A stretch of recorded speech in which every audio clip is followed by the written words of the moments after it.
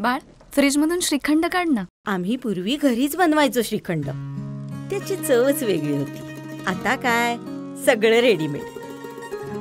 आजी, हे श्रीखंड खाऊन बघ. आज तुझ्या आईनं घरीच बनवलं की काय?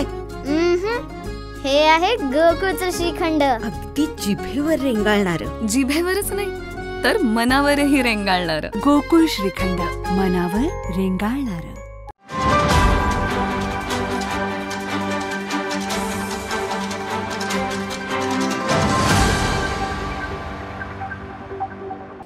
आता पालकमंत्र्यांचं वाटप झालेलं आहे. आता जे मिळालेलं आहे त्याबद्दल ज्या माझ्या ज्या भावना आहेत मी आमचे नेते अजितदादा पवार आणि आमचे नेते प्रफुल्लभाई पटेल यांच्याकडे व्यक्त केलेले आहेत. आणि आमच्याकडे काय आहे की श्रद्धा आणि सबुरी आणि नेत्यावर निष्ठा आहे.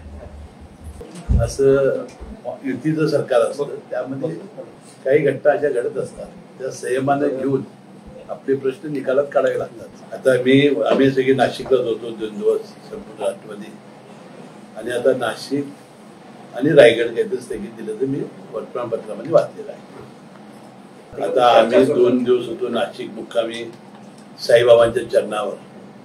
त्यामुळे आता आम्ही आलोय आता सकाळी. त्यामुळे काय झालेल्या घटना काही आम्हाला माहिती नाही. आम्ही आजच वर्तमानपत्रामध्ये वाचलं आणि ते सातत्यानं दरेगावी येतात. आपल्या शेती करायला येतात. तुम्ही बघितलं असं अनेक वेळा तुम्ही प्रसारमाध्यमांनी दाखवलेलं आहे. ते नातवाला घेऊन शेती करतायत, त्याला शेतीचा आनंद आहे. ते पुन्हा एकदा मुख्यमंत्री दावोसला गेल्यामुळं आता कदाचित मंत्रिमंडळाची बैठक होणार नाही म्हणून 4 दिवस शेती बघायला गेले असतील. हे सहपालकमंत्र्याची पद्धत नवीन झालेली आहे, हे खरं आहे. पूर्वी काय असायचं की त्या जिल्ह्यातला एखादा मंत्री असला दुसरा की तो सहपालकमंत्री असायचा. मी मुंबईला गेल्यानंतर हे सहपालकमंत्री म्हणजे काय आहे हे नक्कीच समजून घ्यायचं. एकूण तत्व काय लावलेलं आहे हे तिघा नेते मंडळींनी ठरवलं असेल. आणि तुम्ही म्हणता की खरं आहे की साताऱ्यामध्ये कमी संख्या असून सुद्धा नेमलेला आहे. आता मला मुंबईला गेल्यानंतर मी समजून घेईन की बाबा नक्की काय झालेलं आहे. नाही, आता 15-20 वर्षापासून बांगलादेशी आपल्या देशात घुसखोरी करून आलेले आहेत. अशा अनेक वेळा चर्चा झालेल्या आहेत. त्यांना बाहेर काढणं, त्यांना शोधणं, सगळ्या मोहिमी चालू आहेत. आता नक्की शिलोटमध्ये काय झालंय हे काय मी काय माहिती घेतलेली नाही. आता तसं काय असेल तर आपल्या देशाचं काय तर धोरण ठरलं असेल. आता नेमकं तत्व काय जर ठरलं असेल तर त्या तत्वाबरोबर काम म्हणजे व्हायला पाहिजे होतं. तत्व कुठं बिघडलं किंवा अशा घटना होतात. आता ते तत्व काय ठरलं होतं, म्हणजे तिघा नेत्यांची काय चर्चा ते आम्हाला काय सांगितलं नाही. आम्हाला सांगण्याची काय आवश्यकता नाही. परंतु ज्या घटना घडतायत आणि जे ऐकताय ते बरोबर नाही. तुमच्याच बाबतीत माझ्या भावना मी अजितदादा पवारांच्याकडे व्यक्त केलेल्या आहेत. आणि आम्ही म्हटलं अजितदादा पवारांचा जो आज शिवसेना राष्ट्रवादी पक्ष आहे तो श्रद्धा सबुरी विश्वास ठेवणार आहे.